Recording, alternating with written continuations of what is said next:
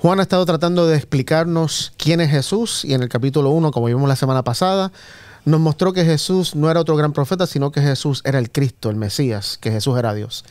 Y hoy en esta semana vamos a estar analizando algunas historias de personajes que tuvieron un encuentro con Jesús y también dieron testimonio, fueron testigos de que Jesús era el Mesías. Quédate con nosotros en Estudiemos Juntos.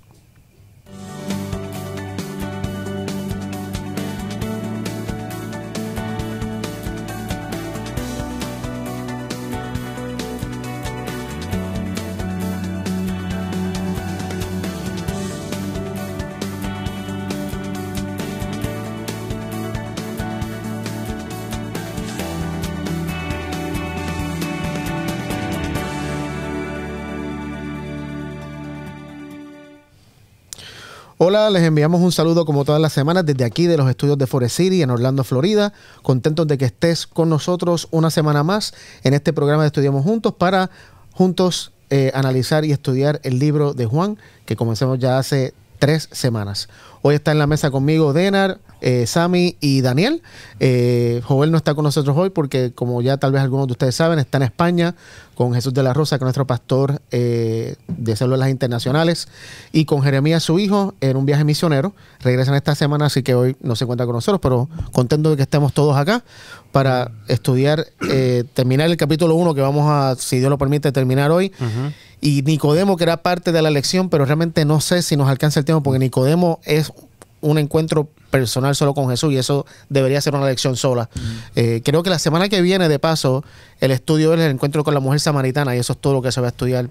Me hubiera gustado que hubieran hecho lo mismo con Nicodemo, pero hay tanto material en Juan que no alcanza para 3 meses. Claro. Pero anyway, eso es lo que vamos a hacer hoy. Así que nada, vamos a comenzar con una oración como siempre. Daniel, ¿pudieras comenzar? ¿Cómo no? Seguro. Padre, gracias te damos por Jesús, nuestro Señor y nuestro Salvador. Y gracias te damos, Señor, por darnos la oportunidad de estudiar las Sagradas Escrituras y compartir lo que sentimos en el corazón con mucha gente. Bendícenos, úsanos para la gloria de tu nombre, por Jesús. Amén. Amén. Amén. Bueno, pues vamos a ir al libro de Juan, al capítulo 1, y vamos a ver los versículos 19 al 28. Juan 1, 19 al 28. O no sé si alguien quiere leer el 19 al 23 y alguien 24 al 28. ¿Quién empieza? ¿19 qué? 19 al 23. Ok. Este es el testimonio de Juan. Cuando los judíos enviaron desde Jerusalén sacerdotes y levitas para que le preguntaran, ¿tú quién eres? Juan confesó y no negó, sino que confesó, yo no soy el Cristo. Y le preguntaron, entonces, ¿qué? ¿Eres Elías? Dijo, no lo soy. Entonces, ¿eres el profeta? Y él respondió, no. Le dijeron, ¿quién eres entonces? Para que demos respuesta a los que nos enviaron. ¿Y qué dices de ti mismo? Juan dijo, yo soy la voz que clama en el desierto. Enderecen el camino al Señor, como dijo el profeta Isaías. Ok, ¿quién leerá del 24 al 28? Y los que habían sido enviados eran de los fariseos y le preguntaron y le dijeron, ¿por qué pues bautizas si tú no eres el Cristo, ni Elías, ni el profeta? Juan les respondió diciendo, yo bautizo con agua, mas en medio de vosotros está uno a quien vosotros no conocéis. Este es el que viene después de mí, el que es antes de mí, del cual yo no soy digno de desatar la correa del calzado. Estas cosas sucedieron en Betabara, al otro lado del Jordán, donde Juan estaba bautizando. Muy bien, hoy vamos a tratar de analizar varios personajes que dieron testimonio. Vamos a empezar con Juan el Bautista, después vamos a ir con Andrés, el hermano de Pedro, después con Felipe, con Natanael, si nos alcanza el tiempo. Pero vamos a comenzar aquí el versículo 19. Me gusta mucho mi versión, porque la de ustedes dice, este fue el testimonio que dio Juan cuando los judíos enviaron sacerdotes. En el libro de Juan, y esto es una aclaración muy importante que hacer, cuando Juan habla de judíos, no se refiere necesariamente al pueblo de Israel. Cuando habla de judíos se está refiriendo a los líderes religiosos. Mi versión justamente dice, este fue el testimonio que dio Juan cuando los líderes judíos enviaron sacerdotes.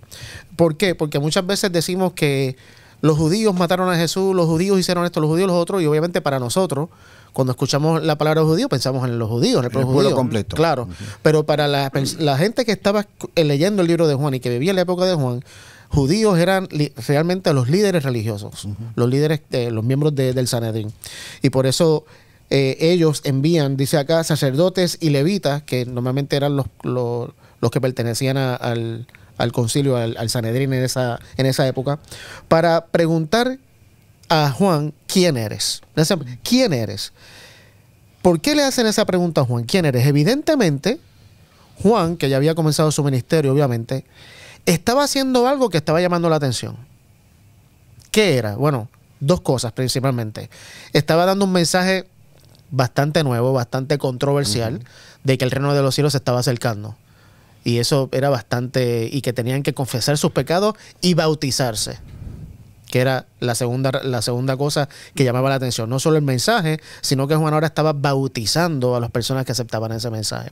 Vamos a ir rapidito a Marcos 1 al 8, para que veamos ahí desde el contexto de Marcos por qué estas personas llegan donde Juan a preguntarle quién eres, qué era lo que estaba haciendo Juan. Y en Marcos 1 al 8, Dana, si tú lo pudieras leer, nos dice Marcos específicamente algunas cosas que llamaron la atención de los líderes religiosos, tanto que mandaron ¿cómo se llama? Un comité como para investigar, un comité de investigación para investigar qué estaba haciendo Juan. Léelo un momentito. Principio del Evangelio de Jesucristo, Hijo de Dios. Como está escrito en Isaías, el profeta, he aquí, yo envío mi mensajero delante de tu faz, el cual preparará tu camino delante de ti. Voz del que clama en el desierto, preparad el camino del Señor, enderezad sus sendas. Bautizaba Juan en el desierto y predicaba el bautismo de arrepentimiento para perdón de pecados. Y salían a él toda la provincia de Judea y todos los de Jerusalén, y eran bautizados por él en el río Jordán, confesando sus pecados. Y Juan estaba vestido de pelo de camello y tenía un cinto de cuero alrededor de sus lomos, y comía langostas y miel silvestre. Y predicaba diciendo, viene tras mí el que es más poderoso que yo, a quien no soy digno de desatar encorvado la correa de su calzado. Yo, a la verdad, os he bautizado con agua, pero él os bautizará con Espíritu Santo. Bueno, miren qué interesante. Dice que venía gente de toda la religión de Judea, de todo Jerusalén, al desierto. O sea, ¿quién sale al desierto a ver un tipo? Nadie. Al contrario, si está en un lugar, una ciudad o un coliseo o algo así, pero vestido con pieles de camello. Y vestido como un loco. Es un excéntrico. O sea, un excéntrico. Entonces, con el calor que hacía. ¿viste? Pero la gente iba al desierto porque lo que Juan estaba predicando era estaba anunciando que después de él iba a venir el Mesías. O sea, y la gente a eso le llama la atención porque obviamente el pueblo de Israel estaba esperando ansiosamente el Mesías. Así que la fama de Juan obviamente se regó, la gente iba al desierto a escucharlo, y evidentemente los líderes religiosos que obviamente por el contexto que tenemos de los evangelios, vemos que ellos querían toda la atención para ellos. Si había alguien que le estaba sacando seguidores, ahí rápido iban para intervenir porque no querían que eso pasara. Y entonces enviar este comité de investigación para preguntarle a Juan quién eres. Y entonces cuando le preguntan quién eres, hay tres cosas que el mismo Juan menciona, identificándose que él no era. Y mencionan que él no es el Mesías, que no es Elías y que no es el profeta. Muy bien. Obviamente el Mesías es evidente por el contexto, por lo que él predicaba. Evidentemente algunos líderes religiosos pensaban que tal vez él se estaba haciendo pasar por el Mesías. Él dice, yo no soy el Mesías. Porque Isaías 53, Salmo 27, hay muchos versos en el Antiguo Testamento que indicaban que el Mesías iba a venir. Ahora, el Elías. ¿Por qué tal vez Elías? Vamos a leer Malaquías 4, 5 y 6. Y otra persona que me busque Deuteronomio 18, 15. Yo busco Deuteronomio. Ok. Samuel, ¿tú puedes leer Malaquías 4, 5 al 6? Sí. Y vamos a ver por qué entonces él dice, no, yo no soy el Elías. ¿Por qué Elías? Vamos a leerlo. Okay. Dice, tomen en cuenta que antes de que llegue el día grande y terrible del Señor, yo les enviaré al profeta Elías. Y él hará que el corazón de los padres se vuelva hacia los hijos, y que el corazón de los hijos se vuelva hacia los padres, para que yo no venga a destruir la tierra por completo. Muy bien. La interpretación de muchas personas es que ese Elías iba a venir el día grande y terrible, era la llegada del Mesías, que iba a destruir a los enemigos y que iba a establecer a Israel como pueblo, pero antes de que eso llegara iba a venir un Elías. Que es interesante porque hay muchas personas que pensaban que era Elías literalmente el que iba a regresar, porque Elías, según el relato bíblico, no murió, fue llevado al cielo. Claro. Y muchas personas pensaban que entonces el mismo Elías iba a regresar. Tenía una lógica. Y tenía lógica totalmente. Y esta gente decía, ¿será que Elías está en espíritu dentro de Juan el Bautista? Y por eso, entonces, él mismo dice, no, yo no soy Elías.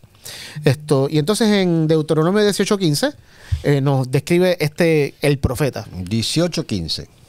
Ok, dame un segundo que me había equivocado de Deuteronomio 18:15. Y dice lo siguiente, Deuteronomio 18:15, profeta en medio de ti, de tus hermanos como yo, te levantará Jehová tu Dios, a él oiréis. Muy bien, ese es Moisés hablándole al pueblo, dando una profecía de que Dios iba a levantar un profeta, que iba a darles un mensaje, que lo que él decía iba a cumplirse y que lo que él decía tenían que el pueblo seguirlo. Obviamente una referencia al Mesías. Interesante por demás que tanto Elías como el profeta, que podemos entender que muchos pensaban que era tal vez Moisés, reencarnado Moisés, viniendo en vida, o con el espíritu de Moisés, justamente son los dos personajes que en la transfiguración, que solamente está registrada en Juan, aparecen. Elías y Moisés. Confirmando obviamente el llamado de Jesús. Pero otro detalle interesante es que para los judíos, para el pueblo de Israel, el Mesías iba a ser un ser humano. No era Dios. Y por eso cuando Jesús llega y dice cosas como yo soy el que soy, o antes que Abraham era yo soy, y da estos hints que Juan obviamente ya lo dio la semana pasada de que Jesús es Dios, para ellos eso fue como que es imposible. Totalmente. El Mesías no puede ser Dios, va a ser un hijo de Eva, un descendiente de Eva, un descendiente de Abraham, un descendiente de David, pero no puede ser Dios. Puede ser un Elías, puede ser un Moisés, puede ser un gran profeta, pero Dios no puede ser.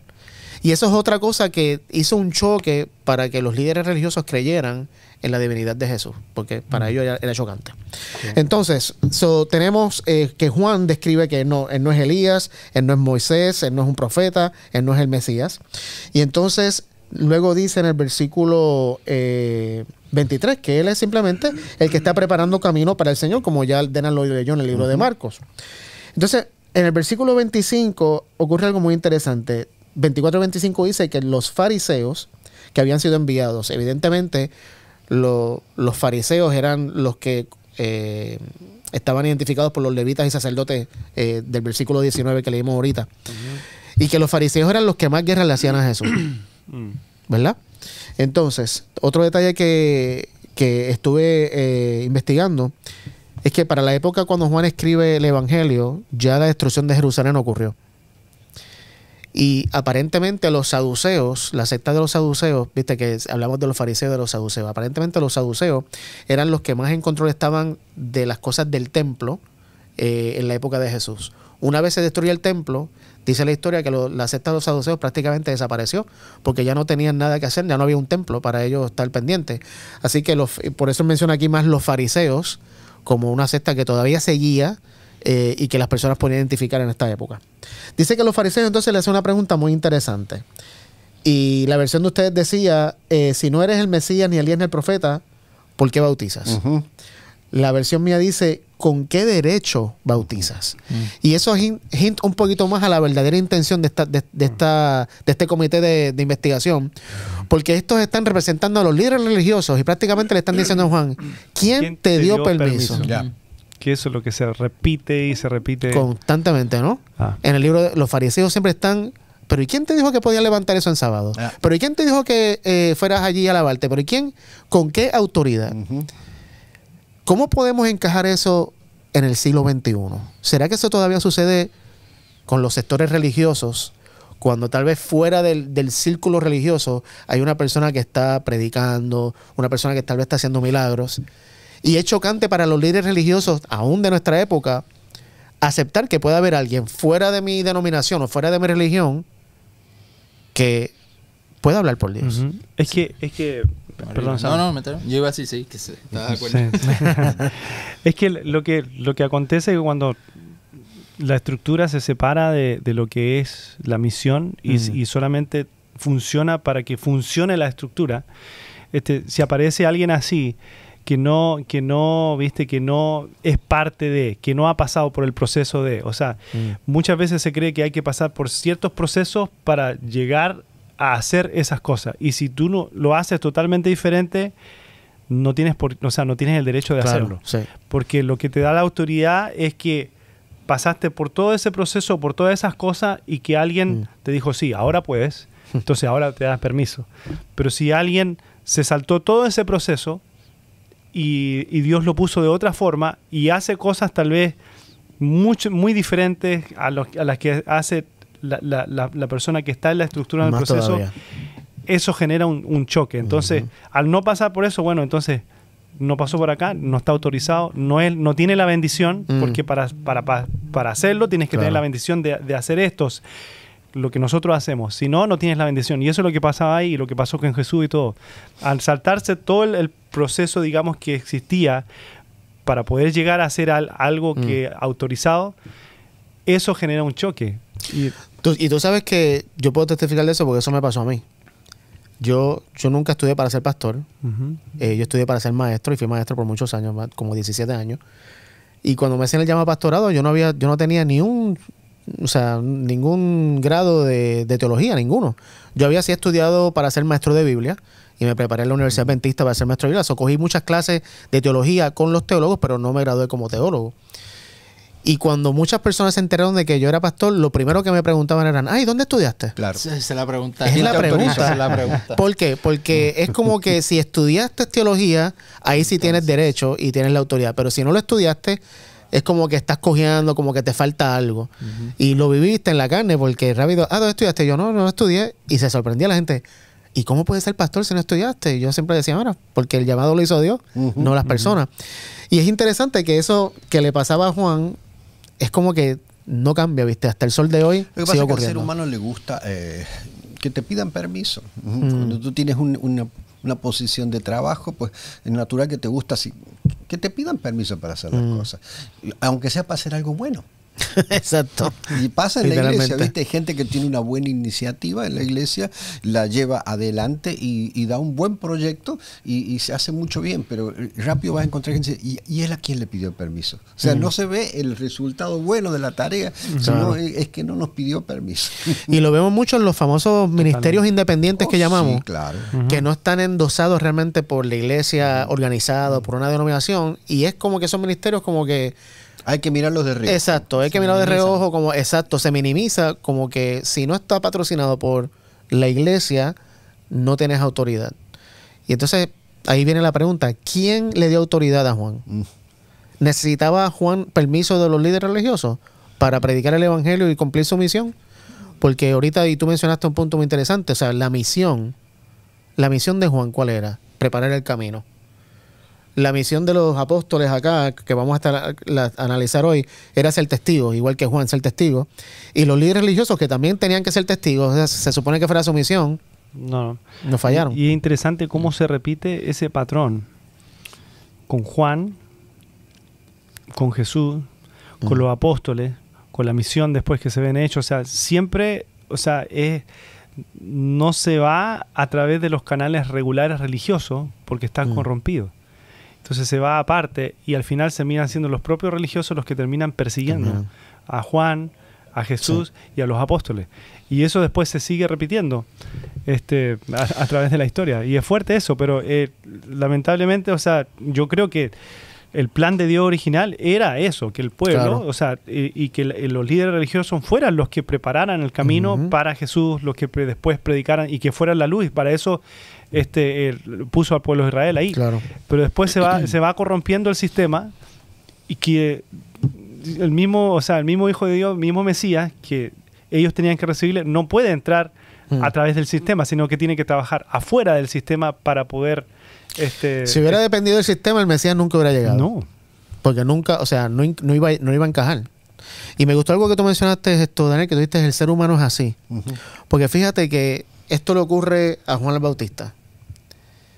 Los discípulos también experimentan esa bajeza de parte de los religiosos, pero ¿se acuerdan de esa historia que está, me parece que está en Juan? Que creo que llega Juan y Santiago y le dicen, Señor, vimos unas personas que no te siguen, que están sanando y hablando en tu nombre, y se lo prohibimos. Fíjate lo que dicen. Lo mismo que ellos experimentaron, porque es humano, es como tú dices. Totalmente. Lamentablemente nuestra naturaleza, que todavía no está sometida totalmente a Dios, tiene esa tendencia de que queremos estar en control y queremos ser los superiores. Y si nadie hace como yo, se lo prohíbo. O si nadie nos pregunta, o si nadie nos pide permiso, exactamente, se lo prohíbo. Aún los apóstoles hicieron lo mismo que... Y nos toca eso a todos nosotros. Claro. Oigan, una cosa con respecto a Juan, le hago una pregunta. ¿Cómo se puede ser un testigo tan poderoso de algo que casi tú no conoces? Porque ese para mí es el caso de Juan. Sí, totalmente. O sea, fíjense, él es un testigo poderoso de algo que prácticamente no conoce. Porque todo el ministerio de Jesús va a estar adelante de él. O sea, él muere. O sea, él no va a ver la gente resucitada, él no va a ver la gente sanada, él no va a escuchar el sermón del monte. Absolutamente nada de eso. Nada de eso. Sin embargo, es un testigo gigantescamente poderoso de algo que casi él no conoce. Y eso es un buen punto. Y yo creo que ahorita voy a mencionar algo sobre eso, porque para mí es bien claro que solamente fue revelación del Espíritu. Porque él no sabía. Y yo creo que él mismo da testimonio de eso. Más adelante ahí, y eso es un buen punto. Y gracias por traerlo, porque al final de esta sección de Juan, él mismo lo dice. Yo no sabía quién era hasta que vi que el Espíritu descendió sobre él. Y anyway, vamos allá. Pero eso es un buen punto. Pero yo creo que adelantándome la respuesta, me parece que es revelación del Espíritu. Totalmente. El Espíritu se lo decía. Porque es verdad, era algo nuevo que él no sabía. De paso, para mí, Juan y Jesús tal vez se cruzaron un par de veces en su vida. No era que eran... ¿Sabes si no jugaron béisbol juntos alguna vez? En un campito por ahí. ¿Quién sabe? Allá en San Sebastián. Lo que yo quería, volviendo al tema que estábamos tocando, quería decir era que cuando nosotros nos hacemos el centro de lo que hablamos, de la misión o lo que sea de Cristo, ahí es cuando viene el problema. Porque entonces nosotros pensamos que todo recae sobre mí y entonces todo se tiene que hacer acerca de mí, y ahí es que viene el orgullo cuando tú ves que alguien hace algo y que hasta lo está haciendo hasta mejor que tú. En vez de tú alegrarte y decir, contra, mano, qué bueno, porque estamos en la misma misión, rápido te ofendes porque te sientes, espérate, que me van a quitar mi trabajo, me van a quitar mi posición. Del y centro. Entonces ahí es que está. Entonces tienes que analizar por qué yo estoy haciéndolo, para que me vean a mí, para yo ser el centro, o realmente yo estoy haciéndolo por Cristo y no tengo ningún problema con que el Señor llame a quien le dé la gana de llamar, porque seguimos exaltando al mismo Señor. No importa si tiene el título o no tiene el título, o cuánta experiencia yo tengo, menos cuánta experiencia tiene aquel, o si yo lo hago mejor que el otro. Si el Espíritu Santo es lo que está usando, puede usar a cualquiera, y ahí es que uno se tiene que dar cuenta. Si tú tienes en tu corazón, te sientes ese orgullo de por qué tú, se supone que esto lo haga yo, ahí el Espíritu, quizás tienes que permitir al Espíritu que toque tu vida, claro, cuando esos sentimientos vienen. Y es interesante que menciones eso también, porque por muchos años yo pensaba que el que era adventista era el único que estaba bien, los demás están mal. Después conocí otras personas que incluso iban, me parecía a mí tal vez un extremo mayor, donde no leen ningún libro que no sea de un autor de su religión. No escuchan ningún predicador que no sea de su religión. ¿Por qué? Porque piensan que los demás están en error, no pueden aprender de los demás, que Dios no se comunica a través de los demás. Y es ese espíritu de yo soy superior, orgullo, que no nos permite ver que Dios está trabajando con todos. En todas las iglesias, en todas las denominaciones, Dios tiene gente. De paso, yo me atrevería incluso a decir que Dios trabaja con gente que son budistas y musulmanes y que son ateos, personas que no vienen a ninguna denominación, y Dios los usa y dar un mensaje. Me pasó tan recientemente a mí como esta semana. El huracán me tumbó un árbol de mi casa. Y yo, recogiendo todas las ramas, me tomé mucho tiempo también llevándolas donde tenía que depositarlas. Las filas eran larguísimas. Y justo el domingo dije, pues hoy voy a cortarlo. Y estoy allí metiéndole mano, y de momento veo que llega un carrito con 2 personas. Eran mis vecinos, los esposos. Y ellos, yo he tenido, ¿cómo se dice? Conversar con ellos y demás, más con la esposa que con el esposo. Y a veces hablamos de fe, y ella me dice, mira, si oras por mí, que tengo este problema, y ora por esto. Y bueno, oramos. Pero ellos fueron sin yo decirle nada. Él llegó con su chainsaw, su sierra, empezó a cortar, me ayudaron a poner todo en el trailer. Gente que no va a ninguna iglesia. Yeah. ¿Y qué mensaje me dieron? El mensaje de Dios, que es amor al prójimo. Cuando ves a alguien en necesidad, ayúdalo. Yeah. A veces hacemos las cosas tan difíciles cuando es tan fácil, y Dios los usa a todos. Y por eso no podemos nunca querer ser el centro de nada. Así que, ¿con qué autoridad bautiza? Le preguntan. Y es interesante este punto del bautismo también porque dentro del grupo de Israel existía un tipo de bautismo que eran las personas que no eran judías, que querían convertirse al judaísmo, se bautizaban. Y esto lo cogían de Ezequiel 36:25. ¿Alguien puede buscar Ezequiel 36:25? Esto, cogían ese texto y decían, bueno, pues si tú quieres pertenecer al pueblo, esto tienes que hacer esto. Ezequiel 26, 36:25. Dale, Elena. 36, 25. 36, Sí. 25. Sí. Busqué el 26, 35. Al revés, ok. 36:25. Pero ¿quién lo tiene? Yo lo tengo. Ok. Esparciré agua limpia sobre ustedes y ustedes quedarán limpios de todas sus impurezas, pues los limpiaré de todos sus ídolos. Muy bien. Usaban ese texto para decir, bueno, si tú quieres pertenecer a nuestro pueblo, Dios te quiere quitar tu impureza, tienes que bautizarse. Lo interesante del bautismo israelita era que el que quería ser judío, se bautizaba él mismo. Nadie lo bautizaba. Eso de que alguien te bautice, lo introduce Juan. Eso es nuevo. Y entonces más chocante todavía para los líderes, como que, ok, espérate, nosotros sí practicamos bautismo, pero que tú estés bautizando a la gente. Totalmente nuevo. Y la gente ya eran judíos también. Y eran judíos aparte. Ujú. O sea, estás bautizando gente que ya pertenece al pueblo. ¿A qué tú los estás bautizando? Y obviamente la invitación de Juan era al reino de Dios, al reino de los cielos que se está acercando. Entra al reino del Mesías. Y eso, imagínate, más fuerte les había a los líderes religiosos. Así que Juan trae sospechas ahora porque está bautizando judíos. ¿A qué? Entonces ellos están pensando que le está quitando adeptos. Oye, eso es horrible cuando te quitan. Sí, imagínate. Está robando la oveja. A nadie le gusta. Entonces, Yo tuve un amigo que Sí. le estaba yendo muy bien en la iglesia, ¿no? Y entonces la iglesia estaba llena y me dijeron, alguien me dijo, vete y dile que no haga tantas buenas actividades porque la gente de las iglesias vecinas se están yendo a la de él. Dile que baje el acelerador. increíble. Porque lo está haciendo demasiado bien, le está quitando. Eso va justo con lo que tú dijiste ahorita. Claro. O sea, en vez de ver que se está haciendo algo bueno, es la envidia de que no, yo no quiero que me... O sea, el espíritu de Juan es el que hace falta. Cuando él dijo, es necesario que yo mengüe y que él crezca. O sea, ¿por qué no podemos tener ese mismo espíritu?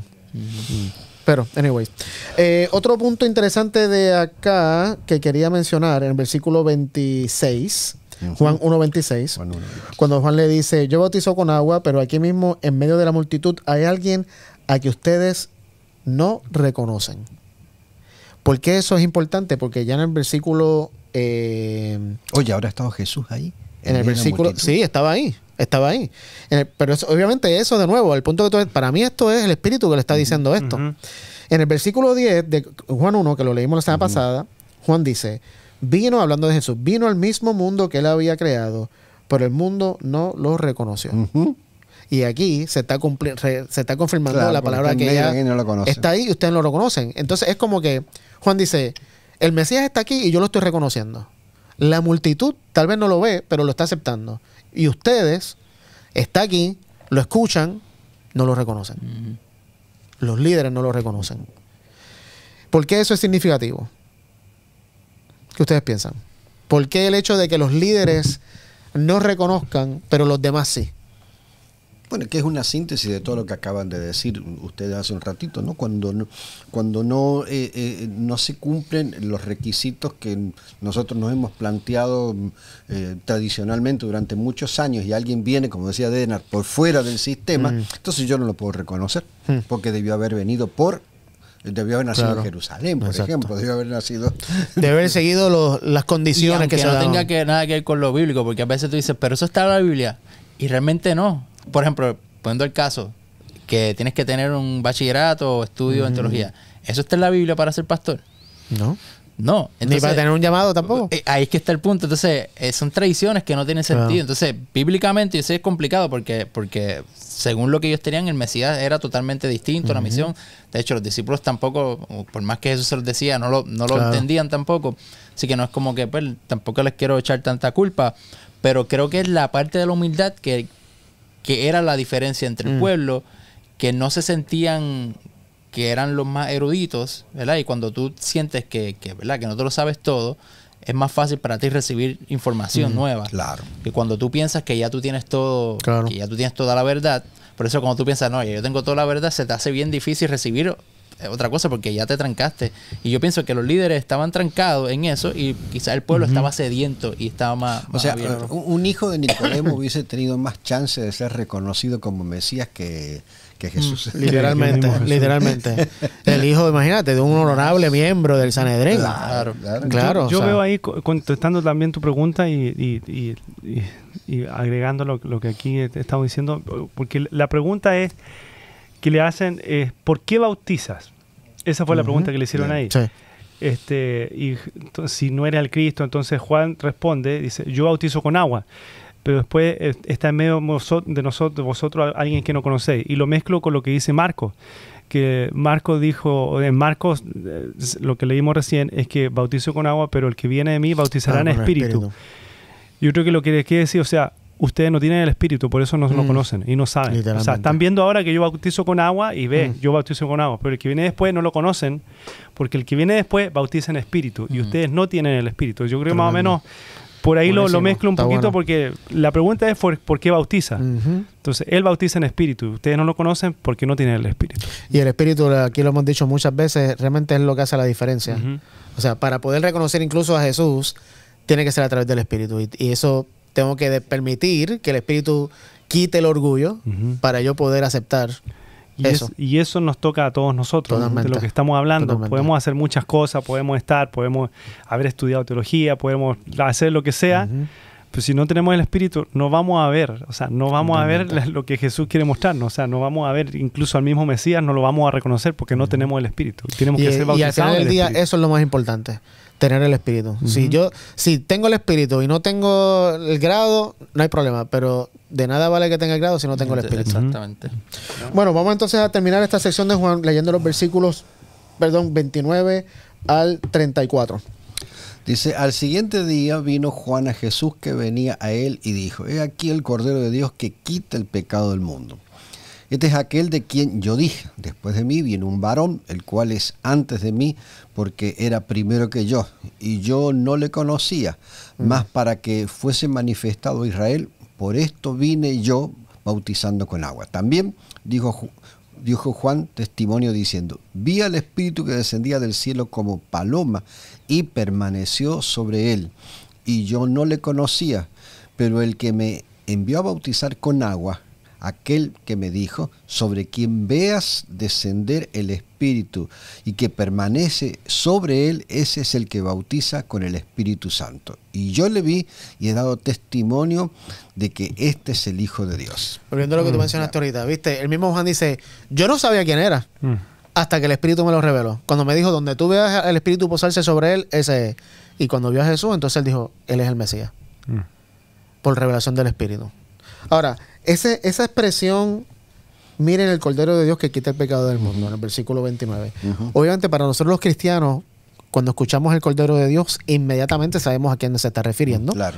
¿Por qué? Porque hay textos, por ejemplo, dos personas que busquen en Apocalipsis.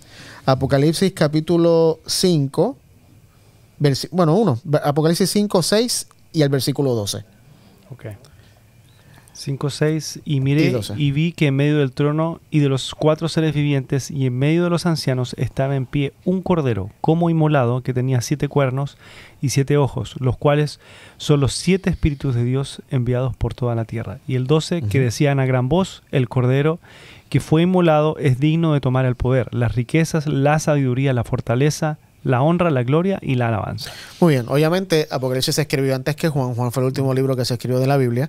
Y ya todo el mundo, por lo menos hoy, podemos entender, el Cordero está refiriéndose a Jesús.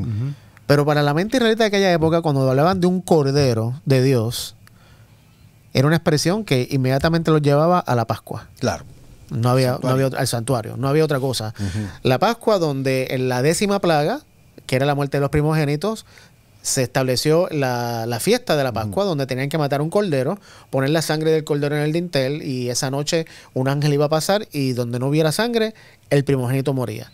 Entonces ese cordero del cual habían sacado la sangre, que era la que salvaba, tenía que comerse con especias amargas, de pie, porque esa misma noche el pueblo iba a ser liberado.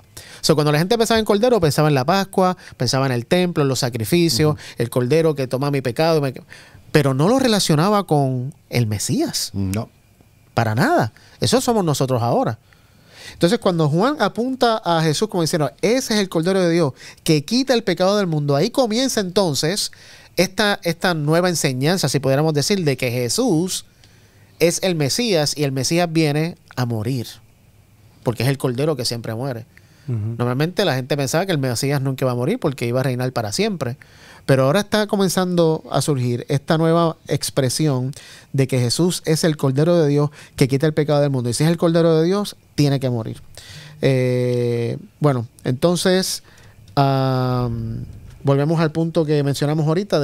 Juan menciona 2 veces que él no conocía quién era Jesús, pero que cuando el Espíritu le dijo, entonces lo reconoció y que estaba dentro de él. Muy bien, vamos entonces ahora a Juan 1, 35 al 42. Y ahora vamos al testimonio de Andrés. De paso, antes de seguir, en el versículo 34 termina Juan diciendo, como yo vi todo esto que sucedió, por eso doy testimonio. Justamente el título de la lección, Testigos de Cristo como Mesías. Juan, como experimentó, lo vio, lo creyó, él da testimonio. Sí, Jesús es el Mesías. El Espíritu me dijo que iba a descender sobre él, yo lo vi, lo bauticé, todo lo que Dios me dijo se cumplió en Jesús, Jesús es el Mesías. Y por eso da testimonio. Ahora, una pregunta con respecto a Juan, ¿no? Y a nosotros los seres humanos, ¿cuán ciclotímicos somos muchas veces en nuestros niveles espirituales, ¿no? Porque fíjate, todo lo que dice Juan aquí, el hecho está total y completamente convencido del ministerio de Jesús. Sin embargo, cuando escucha que están afilando el hacha, justo llaman a los discípulos y dice, oigan, vayan y pregúntenle si era él o no es él. O sea, es una duda radical y visceral que tiene. O sea, es una realidad. Tiene una duda total. Perdón. Y eso me hace pensar mucho en nosotros, ¿no? Que tenemos a veces unas cumbres espirituales como la tuvo el mismo Elías. Tiene una cumbre espiritual allá en el Carmelo, quema todo, se convierte, cambia el pueblo y 2 o 3 días después, viste, estás en una cueva muriéndote Está viendo, es verdad. Es un buen punto que mencionas también, Daniel, porque más adelante vamos a mencionar, porque Juan tenía discípulos y justamente quería leer ese texto. Pero es increíble cómo para mí esto prueba que nosotros no lo sabemos todo. Juan el Bautista, que mismo Jesús dice que fue el más grande profeta que nunca existió, que antes y después de él no iba a haber más nadie como él, todavía ignoraba ciertos aspectos de la historia del Mesías. Y por eso, cuando está a punto de morir, quiere una confirmación de que, a pesar de que vio la confirmación del Espíritu, a pesar de todo eso, necesita que Jesús le diga, yo soy el Mesías. Y obviamente allá le dice, vamos a leerlo ahorita, pero dice que cuando llegaron los discípulos, Jesús empieza a sanar gente y demás, y se ve, y cuéntale a Juan lo que estás viendo. Ahora te pregunto, ellos eran primos, ¿verdad? Sí. So, se conocían quizás en el sentido en ese sentido, ¿verdad? Familiar.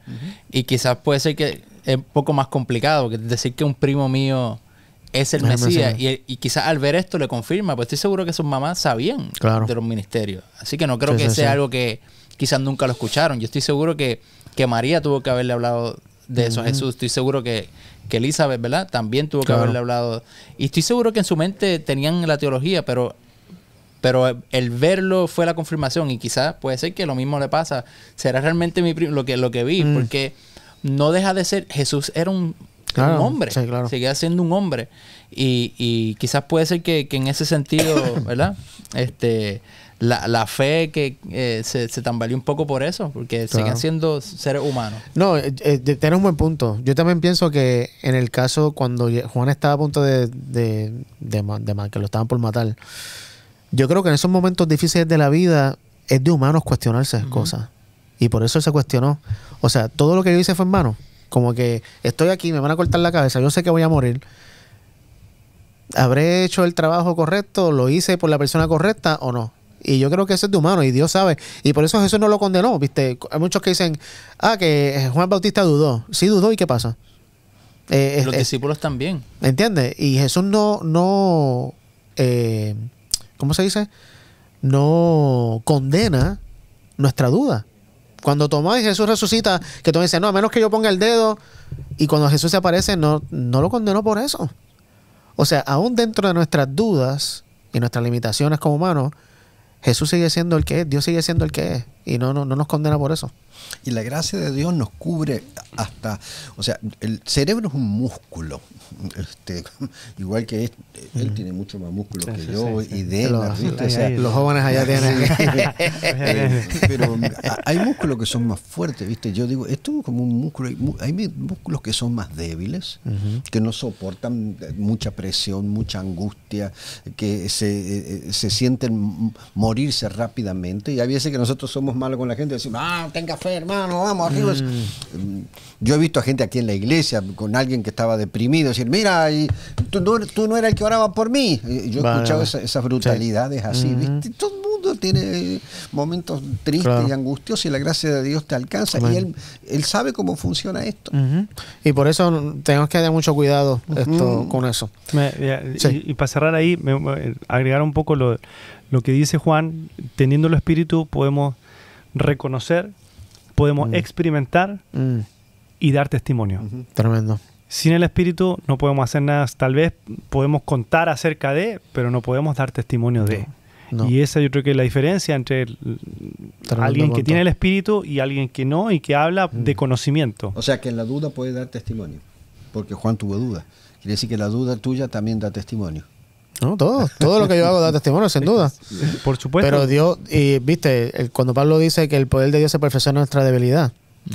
O sea, yo creo que esa experiencia de Juan, su duda, no sé si decirlo ayudó, pero Dios la usó para revelarse aún más y confirmar lo que ya Dios le había dicho. Y ni siquiera lo visita. Y no, le manda un mensajito. Un texto y le dice, mira, no te preocupes, estoy sanando gente, resucitando personas. Pero me gustó. Sí, claro, no. Pero me gustó lo que tú dijiste, 3 cosas con el Espíritu: experimentar, reconocer y testificar. Tremendo. Y ninguna de esas 3 cosas las hace el ser humano normalmente. No, solo no. Muy bien, vamos entonces al testimonio de Andrés, Juan 1, 35 al 42. El siguiente día otra vez estaba Juan y 2 de sus discípulos, y mirando a Jesús que andaba por allí, dijo, he aquí el Cordero de Dios. Le oyeron hablar los 2 discípulos y siguieron a Jesús. Y volviéndose Jesús y viendo que le seguían, les dijo, ¿qué buscáis? Ellos le dijeron, Rabí, que traducido es maestro, ¿dónde moras? Les dijo, venid y ved. Fueron y vieron dónde moraba y se quedaron con él aquel día, porque era como la hora 10. Andrés, hermano de Simón Pedro, era uno de los 2 que habían oído a Juan y habían seguido a Jesús. Este halló primero a su hermano Simón y le dijo, hemos hallado al Mesías, que traducido es el Cristo. Y le trajo a Jesús, y mirándole Jesús dijo, tú eres Simón, hijo de Jonás, tú serás llamado Cefas, que quiere decir Pedro. Muy bien, interesante. Obviamente Juan no menciona al otro apóstol porque la mayoría de los comentaristas dicen que era el mismo Juan el que escribe el texto. Pero Andrés y Juan eran discípulos de Juan el Bautista. Mira qué interesante. 2 discípulos de Juan escuchan a Juan decir, ese es el Cordero, ven que apuntan, y en ese momento deciden dejar a Juan como maestro, se van con Jesús, y Juan no está mordido diciendo, ¿por qué me dejaron? Pero ¿por qué no? No, los deja. Que se vayan. Y no les dice nada. O sea, el espíritu de Juan es evidente que era, o sea, súper humilde. Súper humilde. No solamente por las mismas cosas que dice, de que yo tengo que menguar y él tiene que crecer, yo no soy digno de desatar el calzado. O sea, él lo vivía. Él no estaba como que para que lo siguieran a él. Él, no, ¿tú quieres seguir a Jesús? Qué bueno. Sí, porque él sabía cuál era la misión, que la misión era Cristo. O sea, todo lo que predicaba era llevarlo a Cristo. Y entonces cuando nosotros nos volvemos, salimos de la misión, que es llevar a la gente a Cristo, entonces pensamos que es para nosotros. Y entonces nos volvemos orgullosos y no comprendemos que entonces el Espíritu está haciendo algo que va en contra quizás de lo que tú tenías. Y si tú tienes la humildad y entiendes realmente para qué tú estás, no importa lo que Dios quiere usar. Si quiere usar a un niño, que lo use. Si quiere usar a cualquier persona, que lo use. Si te está usando ahora y no te usó a ti, usó a otra persona, pues buenísimo. Claro. Después que esté llevando a Cristo, a la vez que ya tú te desenfocas de Cristo, ahí viene el problema. Y por eso, o sea, trato de aplicarlo a los tiempos modernos, porque, por ejemplo, Juan todavía se quedó con discípulos. Justo aquí era donde iba a mencionar, cuando a Juan lo arrestan, los discípulos de Juan van donde Juan el Bautista y después van donde Jesús. Evidentemente, habían personas que habían dejado de seguir a Juan y ahora seguían a Jesús, pero habían discípulos que se habían quedado con Juan. ¿Cómo es posible que hoy en día, y esto te lo digo porque lo he escuchado yo, hay personas, por ejemplo, jóvenes, que vienen padres donde mí y me decían, ay, que mi hijo dejó la iglesia y ahora está yendo a una iglesia a los domingos? Como si fuera el pecado capital, o sea, como si fuera la traición, la herejía más grande, ir a otra iglesia donde se alaba a Jesús. Y eso es lo que yo veo aquí en Juan, como que si están siguiendo a Jesús o están siguiendo a Juan, la misión es la misma de los dos. O sea, los dos están apuntando a lo mismo. ¡Qué bueno!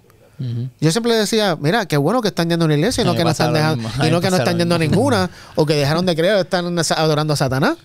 O sea, tenemos que tener esa mentalidad, ese corazón de que si los frutos, si lo que se está haciendo está bien, aunque no sea bajo el label, no sé cómo se dice label en español, la etiqueta de mi iglesia, de mi religión, es que es Jesús. O sea, al final del día es Jesús. Si estamos en misión, si estamos en la misión de Jesús, ¿qué importa qué etiqueta tenemos? Lo que hay que ver los frutos, porque entonces vamos a ponerlo, no, se tiene que mantener aquí, pero entonces los frutos que están no son del Espíritu. Entonces, ¿para qué tú lo quieres tener en un lugar donde no están saliendo, no se están manifestando los frutos del Espíritu? Exactamente. Ahora, si está en un lugar y en ese lugar se están manifestando los frutos del Espíritu, pues entonces ahí está el Espíritu. Ahora, si está en un lugar donde no se están manifestando los frutos del Espíritu, entonces tiene que cuestionarlo. Así que, sea que esté aquí o esté allá, lo que hay que mirar es los frutos del Espíritu. Por sus frutos los conoceremos. Y nuestro orgullo y nuestro corazón endurecido es lo que no nos permite darnos cuenta de la realidad que se está manifestando frente a nosotros. Los líderes religiosos lo vieron por 3 años y medio a Jesús hacer los milagros, las predicaciones, los milagros, todo, pero decidieron no creer. Déjame meterme en un lío. En estos días estuve viendo, hay varios artículos ahí en YouTube sobre Daddy Yankee. Sobre Daddy Yankee. Sí. Para los que no saben, Daddy Yankee es un reggaetonero muy famoso que recién se hizo cristiano. Ok. Entonces, ahora una iglesia de las nuestras en algún lugar de América o una conferencia lo está invitando. Me imagino que será para que dé su testimonio, claro, y cante algo, ¿no? Entonces yo he visto los comentarios brutales. ¿En serio? ¿No lo he visto? O sea, de cómo es posible de que inviten a ese hombre. Yo escuché la música que él hace ahora, supuestamente cristiana, y sigue siendo la música del mundo, que sí ni que raye. Wow. Y bueno. Y fíjate, ¿sabes? Me dolió tanto, porque yo digo, bendito sea el nombre de Dios. Si esa gente que escribe todo eso, Daddy Yankee fuera su hijo, que salió de las garras de vicios y de cosas, y ahora dentro de lo que el Espíritu le ha revelado hasta este momento, ahora quiere honrar a Dios, contando lo que Jesús ha hecho en su corazón, si lo tratarían de esa forma y de esa manera. Me parece tan anticristiano. No, y cuántos de ellos, claro, quizás estando en la posición de él, multimillonario, con todo, dejarían todo eso, todas esas ofertas para seguir a Jesús. Por favor. Tremendo. O sea, que ahí que está el punto. ¿Cuáles son los frutos? Yo creo que todavía no hemos entendido algo tan básico, porque tampoco es tan complicado. Ve a Gálatas 5 y ahí puedes ver los frutos del Espíritu. Lo que pasa es que pensamos que los frutos son otras cosas que no son los frutos del Espíritu. Pensamos que los frutos es... O que hay otras cosas más importantes que el fruto. Sí, o lo ven como fruto, literalmente. Piensan que hay otras cosas que hacemos, comportamientos religiosos, que lo consideramos frutos, pero no son frutos. Tú puedes guardar la ley sin el Espíritu. Tú puedes hacer todo lo que está ahí sin tener el Espíritu. Puedes guardar la letra de los mandamientos sin el Espíritu. Entonces, el fruto del Espíritu, y ahí es que uno ve, cuando tú ves comentarios como eso, ahí no está el Espíritu, porque estás condenando. Entonces, me estás diciendo que no es de Dios, pero tú sí, utilizando las tácticas del diablo, por favor. Claro. No, y aparte de que, por ejemplo, en casos como Daddy Yankee, en casos de Farruko también. Sí, pero Holy Guerra. O tal vez no tanto como eso. Una cantante como Lily Goodman, que estuvo aquí, que ha sido cristiana creo que toda su vida, simplemente porque no tiene la etiqueta adventista. Hay muchos que critican y que hablan mal de ella simplemente porque ella no es de mi denominación. La guerra que yo tuve, porque hay una cantante que es una monja, que se llama la hermana Glenda. Quizás alguno de ustedes ha escuchado una canción de ella, es chilena. Sí. Ella Chilena. con la guitarra toca Con ella. la guitarrita, Sí, toca sí, ella, sí. la hermana Ujú. Glenda, La he escuchado, muy bien, muy y linda. tiene unas canciones tan espirituales, Sí. tan, o sea, muy sencillas. Ella no es una gran voz, no es una gran guitarrista, pero tiene muchas letras que me llenan el alma a mí.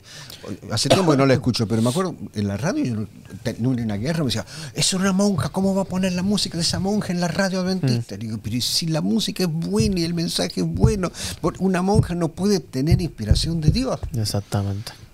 Y Ese es el la punto. contradicción que hay, o sea, entrando aquí, o sea, primero, ¿quién es digno? No. ¿Ya? Mismo Juan dijo, yo no soy digno ni siquiera de... Y era el más grande profeta. Era el más grande profeta. O sea, ¿quién, o sea, ¿será más digno Daddy Yankee o el pastor que ha sido toda su vida adventista? ¿Quién es digno? Entonces, y entramos también a un montón de contradicciones, lo mismo que tú decías de la monja, ¿no? Entonces hay que hacer los himnos, eso solo aprobó. Los himnos, el 80% de los himnos del himnario adventista no son escritos por gente adventista, son escritos por monjes, claro. por Sí, curas, de otras denominaciones también. gente, pastores de otras denominaciones, gente que ni siquiera es pastor. Con la teología de la, esa Biblia, manera. la Biblia de ese que leemos, tiempo. Antiguo Testamento, no fue escrita por ningún cristiano. También, exacto. Entonces, Dime qué salmo fue escrito por un cristiano. entonces hay un montón de cosas que no tienen ningún sentido y que son aferrarse a tradiciones o a cosas que no tienen ningún asidero. O sea, y volviendo a lo mismo, o sea, teniendo el espíritu tú puedes reconocer, puedes experimentar y puedes testimoniar. Y como dices tú, el fruto del espíritu y punto. O sea, no Eso es lo que hay que podemos buscar. agregarle Eso es lo más. que hay que buscar. Y de paso, fue lo que empoderó a la iglesia primitiva. Una vez se derramó el espíritu, eso fue lo que le dio poder. Y es lo que nosotros tenemos que estar buscando hoy en día. Pero bueno, el tiempo corre. Vamos a terminar con Andrés, que obviamente busca a Pedro, su hermano, y le dice en el versículo 41, hemos encontrado al Mesías. Wow. Ahí da, pum, testimonio. Listo. Hemos encontrado al Mesías. Entonces, cuando llega... Con tan poca información. Así ya. Así. O con un día de estar con eso. Una noche, Un día. qué brutal. Ahí. Y entonces, cuando llega con Pedro, obviamente, Jesús le dice a Pedro, mi versión dice, Jesús miró fijamente a Simón y le dijo, tu nombre es Simón, hijo de Juan, pero te llamarás Cefas, que significa Pedro. Para mí, aquí Jesús está dando testimonio también de que Él es el Mesías. ¿Por qué? Porque en la Biblia vemos muchos casos de Dios cambiándole el nombre a alguien. Otras personas no le cambian el nombre, tal vez haya un ejemplo por ahí. Pero yo encontré unos ejemplos que realmente desconocía y me atrevo a decirlo. Tal vez el más que conocemos es Abraham, que se cambió a Abraham, Sarai, que se cambió a Sara, Jacob, que se cambió a Israel. Pero ustedes sabían que Josué no se llamaba Josué, se llamaba Oseas. En Números 13 y 16 se le cambió el nombre Oseas a Josué. Y Salomón no se llamaba Salomón, se llamaba Jededías, que significa, perdón, David le puso Salomón y Dios le dijo, no, llámenlo Jededías, que significa amado de Jehová. Y le cambió el nombre. Este cambio de nombre, Pablo a Saulo, es Dios el que nos cambia el nombre. Saulo a Pablo, perdón. ¿Por qué? Porque nos da una nueva identidad. En Él tenemos una nueva identidad. Y aquí para mí Jesús está testificando. Porque Él no ve nuestra realidad ahora. Él ve la realidad que vamos a tener con Él. Y eso es lo que nos toca a todos nosotros. O sea, tal vez todos pasamos por momentos, tenemos momentos, situaciones y nos vemos, pero Dios nos ve nuestra realidad con Él en el futuro, partiendo de ahora. Y eso es lo que hace cambiando de nombre. Amén. Y después todos vamos a tener un nombre nuevo en el cielo. O sea, esa es nuestra realidad futura, que es nuestra realidad actual ahora, pero que va a ser a futuro. Pero todos vamos a tener por eso un nuevo nombre. La realidad actual con Dios, pero en el futuro. Va a ser diferente. Y bueno, entonces en Juan 1, 43 al 45 está el encuentro con Felipe y con Natanael, con donde Felipe también le dice, encontramos de quien escribieron Moisés y los profetas, que es lo que Juan trata de también decir en su libro, que Jesús es el Mesías que los profetas del Antiguo Testamento habían profetizado. Y luego le dice a Natanael, ven y ve, compruébalo. Que es un llamado muy interesante a, yo no te voy a convencer a ti de nada con mis argumentos. No, ven tú, pruébalo y tú decides por ti mismo. Y entonces cuando Natanael llega, obviamente Jesús le dice, esto es un buen israelita que no tiene mancha ni todo lo demás. Y Natanael dice, pero ¿dónde tú me conoces? Y Jesús le dice, no, yo te vi desde que estabas debajo de la higuera, todo lo demás. Y ahí Natanael mismo, entonces le dice, Señor mío y Dios mío, es lo que le dice. ¿Verdad? ¿Dónde está eso? En el versículo 49. Rabí, tú eres el Hijo de Dios, el Rey de Israel. Y ahí Natanael también da testimonio de que Jesús al probarle por un evento sobrenatural, cómo Jesús lo pudo haber visto desde antes que él llegara, lo reconoce como hijo de Dios y como rey de Israel, que son términos que obviamente se aplican al Mesías. ¿Qué es lo que transforma la vida de la gente, ¿no? ¿Qué es lo que abre la puerta de la eternidad? Una cosa tan sencilla como le dice Juan: he aquí el Cordero de Dios que quita el pecado del mundo. Fíjate cuántas palabras son, 7 u 8 nada más, con conjunciones y todo. Es lo que abre la mente de esta gente para que lo reconozcan como Mesías, que lo reconozcan como Dios. Tan sencillo y tan complicado que lo hemos hecho nosotros en las iglesias, ¿no? Y gracias por decir ese punto, porque con eso que justo quería cerrar. Cuando hablamos de ser testigos de Cristo o de dar testimonio, muchas veces pensamos que tenemos que pararnos en una plataforma, dar un sermón o sacar el estudio de las 28 doctrinas, dársela a alguien, que así doy testimonio, cuando es bien sencillo. Una frase que tú digas, o sea, de tu vivencia, de tu experiencia, de lo que el Espíritu te ha revelado, eso es más que suficiente para Dios usarlo y tocar el corazón de alguien. Aunque sea con la curiosidad. Por ejemplo, a Felipe perdón, Andrés con Felipe. No, perdón, Felipe con Natanael. Ven y chequéatelo. Ven. Ya, eso es todo. Una invitación, encontrar Mesías. Ven y chequéate. Bueno, por curiosidad nada más. No está convencido, pero la curiosidad lo lleva y una vez tenemos ese encuentro con Jesús, nos vamos a hacer los mismos. Amén. Y por eso, tú que me escuchas o que nos estás viendo ahora mismo, no tengas miedo de que pensando, ay, yo no sé cómo ser testigo, ay, yo no sé cómo dar testimonio. Es bien sencillo. Es simplemente como le dijo Jesús al endemoniado gadareno: ve y cuéntale a los tuyos las grandes cosas que Dios ha hecho en tu vida. Ya, no tiene que ser un sermón largo, no tiene que ser algo teológico, no tienes que tener un bachillerato, una maestría, un doctorado en teología ni en nada. Es tu experiencia, la que el Espíritu te ha dado hasta el momento, lo que va a hacer que tú también puedas ser testigo de Cristo. Y es natural. Fíjate que aquí a ninguno de estos se le dijo, ve y da testimonio. No, ellos con su vivencia automáticamente fueron a dar testimonio. Y así es como el verdadero testigo funciona. Automáticamente, sin que nadie lo envíe. Bueno, no nos dio tiempo obviamente para Nicodemo, aunque se lo dije al principio. Ojalá podamos tener una sesión solo para Nicodemo, pero hasta aquí los dejamos en el programa de hoy. Vamos a cerrar con oración. Sammy, ¿puedes cerrar con oración? Padre, gracias porque eres tan bueno con nosotros. Gracias porque tú has dado, lo diste todo, no solamente por nosotros, sino por todo el mundo, Padre. Tú te diste. Y permite que nosotros podamos demostrarle al mundo quién realmente tú eres. Que simplemente con nuestro testimonio y el decir que lo prueben, ellos puedan ver tu espíritu manifestarse, Señor. Y ayúdanos a tener la humildad de reconocer que tú eres el que está al control de todo. Y si hay algo en nosotros algo que esté puesto por encima de ti, algo que nos cause orgullo, Señor, ayúdanos a poner todo eso a un lado y estar concentrados en tu misión. Amén. Y poder no ver a los demás por debajo de nosotros, sino ver a los demás como alguien que puede alcanzar hasta cosas mayores de las que nosotros podamos hacer. Porque el único que se lleva todo el crédito aquí eres tú, Señor. Así que bendícenos a nosotros y a todos los que nos escuchan. En nombre de Jesús. Amén. Amén. Amén.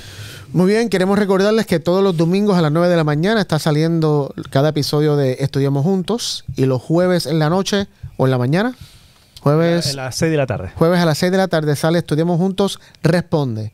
Pero para eso tienen que someter sus preguntas los domingos y los lunes. Tienen hasta lunes para someter sus preguntas, porque el martes es que grabamos Estudiamos Juntos, Responde. Así que si tienes alguna pregunta del programa de hoy, ponlo en el chat y vamos a tratar de la semana que viene contestarla. Gracias, que Dios te bendiga y te esperamos como siempre la próxima semana en otra edición de Estudiamos Juntos. Dios te bendiga.